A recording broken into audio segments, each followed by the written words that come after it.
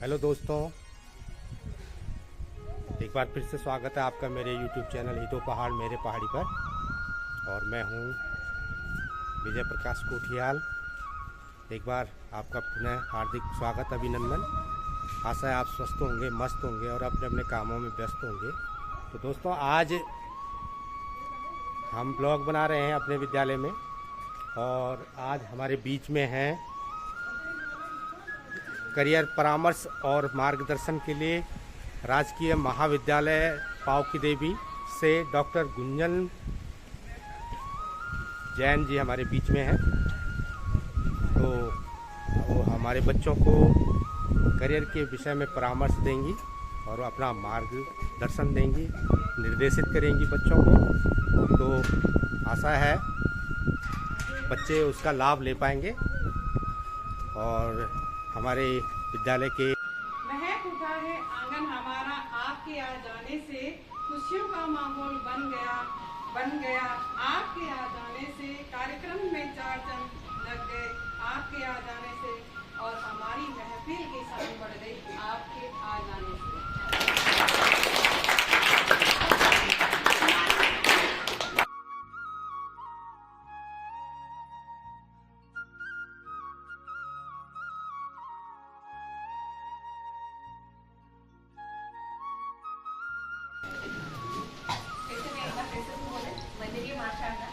आदरणीय दोनों संस्थान के हमारे प्राचार्य होंगे और मेरे यहाँ सभा में उपस्थित जितने भी वरिष्ठ शिक्षक हैं और एसएमसीसी की हमारी अध्यक्ष है, उन सभी का मैं हार्दिक अभिनंदन करती हूँ।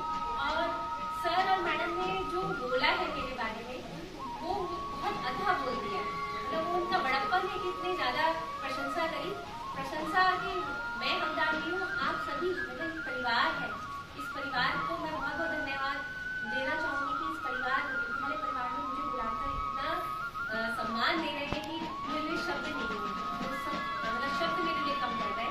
और कहने का कहा जाता है जैसे संस्था अध्यक्ष होते हैं, हमारे प्रधानाचार्य में दोनों प्रधानाचार्य से मिली, तो आपके दोनों प्रधानाचार्य आपके कैरियर के लिए आपके आगे क्या करना है उसमें कहाँ से मतलब संजोगी तो लाए हैं। सर का ही तो प्रयास है कि सर ने मुझे कहा आइए मैडम, तो मैंने कहा सर का बड़प्पन है कि सर ने मुझे स्लाइड समझा कि मैं आपको परामर्श और निर्देशन और मार्गदर्शन करूँ। तो प्यारे बच्चों, पहले इसलिए 2-3 शब्द लिखे हैं। 3 शब्द हमारे पास सबसे पहले लिखा हुआ है निर्देशन, फिर परामर्श और फिर मार्गदर्शन। पहले हम इन्हीं पर चर्चा कर लेते हैं कि है क्या। तो सबसे पहले हमारे पास जो आपकी अवस्था है वो किशोर अवस्था है। तो हमारे किशोर अवस्था को 2 भागों में बांटा है, एक उत्तर की और एक पूर्व की। एक उत्तर किशोर अवस्था होती है और एक हो गया पूर्व। तो जो उत्तर किशोर अवस्था है वो है 10 से आपकी 12 साल है या 10 से 12 वाले हैं? नहीं है कोई भी वर्ष वाले, वो आयु वाले नहीं है, 10 से 12 वाले नहीं, 14 वाले, मतलब सब उत्तर वाले है ना। 12 से मतलब 13 से 16 वाले हैं, सब है नहीं है? मुझको लग रहा है ना किशोर अवस्था में। तो आपको ही क्यों देना है और क्या देना है हमें? निर्देशन और परामर्श। पहले क्या बात करते हैं परामर्श की। परामर्श क्या होता है? परामर्श 2 लोगों के बीच जब किसी बात को लेकर अपने विचार आदान प्रदान किए जाते हैं, कोई समस्या आती है, कोई दिक्कत आती है, तो 2 व्यक्ति होने चाहिए, ठीक है। एक जो अपनी समस्या बताएगा और एक जो उसको सुलझाएगा। परामर्श में एक ये होता है कि जो हमने आपको सॉल्यूशन दिया, आप माने या ना माने, वो आपकी किसकी निर्भर है? इच्छा पर। आज मैं कुछ बोल रही हूँ ना, 2 लोग है ना, एक आप हो गए और एक मैं, ठीक है। आपकी समस्या क्या है कि हमें कुछ करना है, जीवन में कुछ करना है, 9th के बाद या 10th के बाद, या हमें अपना बिजनेस चलाना है।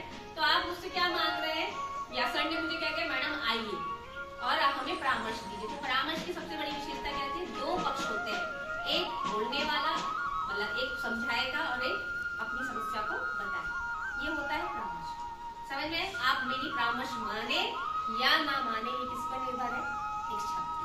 क्लियर हो गया? आपको मैं आज जो बोलूंगी कि बेटा ऐसा करना ऐसा करना, अब इतने लोग आते हैं, आप माने या ना माने ये आपकी इच्छा पर निर्भर है, ये आपका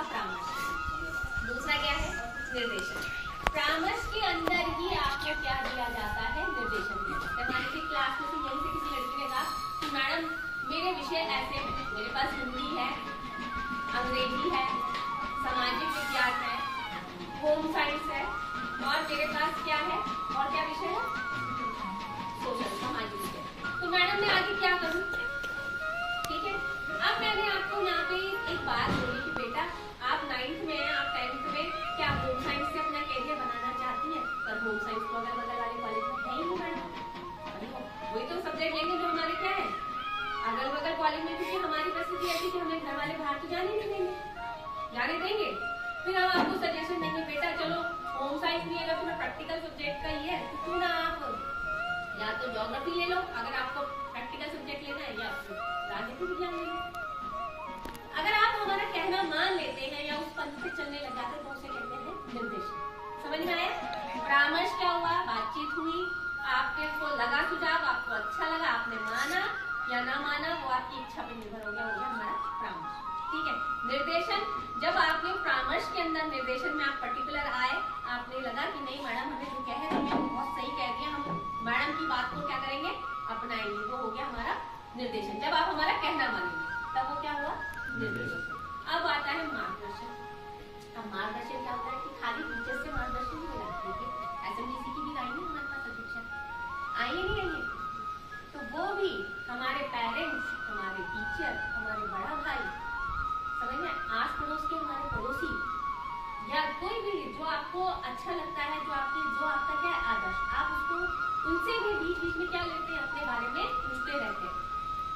ये पूछते हैं ना, खाली मेरे से ही आज पूछने से हो जाएगा नहीं, आप और भी आज आप डिस्कस करेंगे घर जाके कि आज डिग्री कॉलेज से ऐसे मैडम आई थी, उन्होंने ऐसा कहा, क्या वो बात सही है या नहीं है? तो आपने जगह जगह से क्या लिया, मार्गदर्शन लेते। और मार्गदर्शन आपके बड़े भाई भी देते हैं, आपके पेरेंट्स भी देते हैं, हमें हर कोई व्यक्ति हमें क्या देता है, मार्गदर्शन देता है। ये तीनों वर्ड समझ में आ रहे, क्लियर हो गया? परामर्श, निर्देशन और मार्गदर्शन, ये तीन सब्जेक्ट हमारे क्लियर हो गए।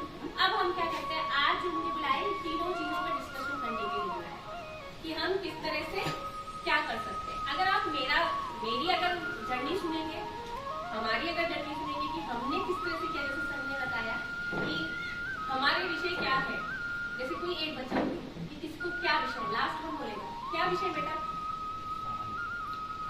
विषय बताइए अपना, तभी तो मार्गदर्शन होने। इंग्लिश, सामाजिक, इंग्लिश, गणित, कला। क्या सोचा है आजकल, आज आगे कौन से कॉलेज स्कूल में जाना है, पावकी देवी है तो वहाँ जाके क्या लेना है, इंग्लिश और विज्ञान लेना है या कला लेना है, साइंस लेना है कि आर्ट्स लेनी है, आर्ट्स लेनी। आर्ट्स में क्या सोचा है, कौन से विषय, कौन से विषय सोचे हैं, नहीं सोचे। अभी इस बात पे गारंटी है, अभी तो हमारा एरिया यही है कि मैडम अब हम इस बात पे ज्यादा ध्यान नहीं दे रहे कि हमें क्या करना है। देखिए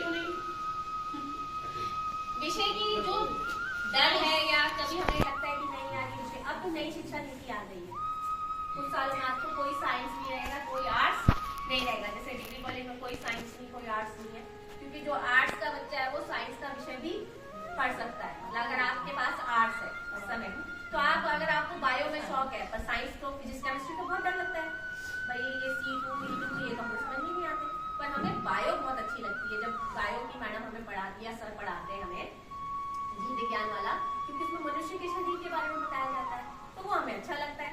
पर हमें फिजिक्स केमिस्ट्री, क्योंकि मैथ्स ही नहीं आती तो फिजिक्स केमिस्ट्री तो बहुत दूर की बात है, वो नहीं अच्छी लगती। पर अब नई शिक्षा नीति में ऐसा हुआ है कि अगर कोई आर्ट्स का बच्चा है, वो अगर साइंस का कोई विषय जैसे जीव विज्ञान पढ़ना चाहता है, जूलॉजी पढ़ना चाहता है या कॉमर्स पढ़ना चाहता है, वो ले सकता है अपने विषय के अतिरिक्त। समझ में आया? पढ़िए बेटा। पहले बात करते हैं हम आर्ट्स की, कि हमारे पास पहले स्ट्रीम बढ़ जाती थी कि हमें साइंस लेनी है कि आर्ट्स लेनी है कि कॉमर्स लेनी है। पर अभी नीचे से तो नई शिक्षा नीति लागू नहीं हुई, पर ऊपर से जो डिग्री कॉलेज है वहाँ नई शिक्षा में नीति में कोई भी डिग्री जो है, अब आप साइंस के स्टूडेंट्स नहीं है, आप अपने को ये नहीं कह सकते मैं साइंस का हूँ या मैं आर्ट्स का हूँ या मैं कॉमर्स का हूँ, क्योंकि ये भी हमने देखा कि इंफिनिटी कॉम्प्लेक्स का एक कारण आ रहा था कि साइंस का बच्चा जो फिजिक्स केमिस्ट्री मैथ्स पढ़ता है वो अपने को सोचता है कि नहीं मेरा जो है विषय पढ़ने वाला है, और आर्ट्स और साइंस का बच्चा को ये सोचता है नहीं ये विषय पढ़ने वाले नहीं है। परंतु इस चीज का जो अंतर था बच्चों के अंदर, ये अंतर खत्म हो जाए इसलिए ये खत्म कर दिया गया नई शिक्षा नीति में।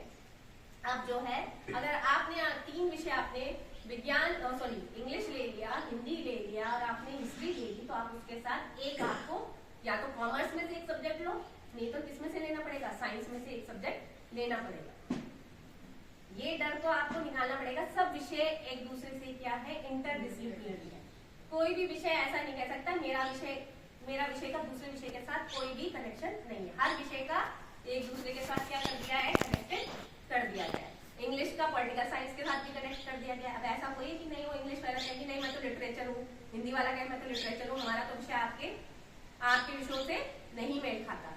सबसे बड़ी बात तो ये है आप लोगों को कि विषय का चयन करते समय अब ये वो नहीं रहा कि हमें ये विषय लेना है, आपको तो सारे विषय पढ़ने ही पढ़ेंगे। दूसरा, हमारे पास जो आता है, क्योंकि हम अपने क्षेत्र के आसपास के परिस्थितियों के अनुसार हम क्या लेते हैं, विषयों का चयन करते हैं। जैसे उसने कहा कि मैं नहीं लूंगा फिजिक्स केमिस्ट्री, मुझे क्या लग रहा है, टफ लग रहा है, मैं क्या लूंगा, मैं आर्ट्स के विषय ले लूंगा, साथ में मैं थोड़ा सा एंजॉय भी कर लूंगा। नहीं तो वहां तो मुझे क्या करना पड़ रहा है, पढ़ना पड़ रहा है।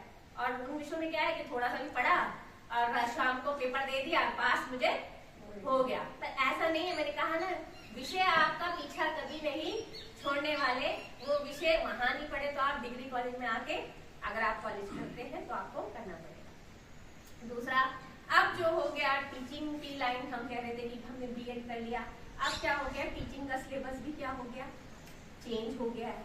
अब टीचिंग का जो ये है कि बीएड, हमारे विद्यालय के प्रधान अध्यापक आदरणीय बघेल साहब, तो सर जी आज कैसा रहा कार्यक्रम? बहुत अच्छा रहा जी, बहुत बच्चे बहुत कुछ सीखे इससे जी, बच्चों का आगे का जो भविष्य होगा काफी उज्जवल होगा। बहुत बढ़िया सर, ऐसी आशा उम्मीद है हमें कि बच्चों ने जो हमारे बीच में एक व्याख्याता आई थी डॉक्टर गुंजन जैन जी, आशा है उनसे बच्चों ने काफ़ी प्रेरणा ली होगी और जो उनका व्याख्यान था इस विषय पर करियर गाइडेंस पे और निर्देशन पे, तो बच्चों ने काफ़ी कुछ सीखा है उनसे। तो दोस्तों आप सबका स्वागत अभिनंदन के साथ साथ अब मैं अपने ब्लॉग से विदा ले रहा हूँ और आशा है आप मेरे चैनल को लाइक करेंगे, सब्सक्राइब करेंगे और कमेंट करेंगे। Thank you.